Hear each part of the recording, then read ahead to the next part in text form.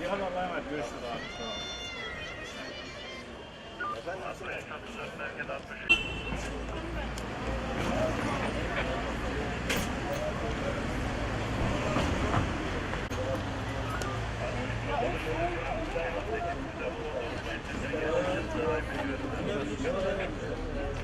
Şey yaptım. Bu Elif Atlan'la ilgili bir şey var.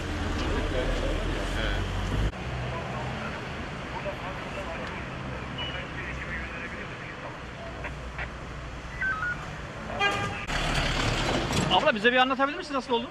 Siz miydiniz? Hangisi? Geçmiş olsun abla.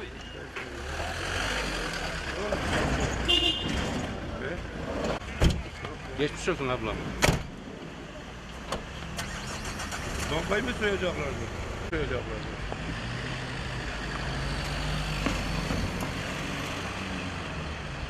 Fotoğraf çekiyor. Birader neden yaptın? Niye sormaya kalktın bankaya?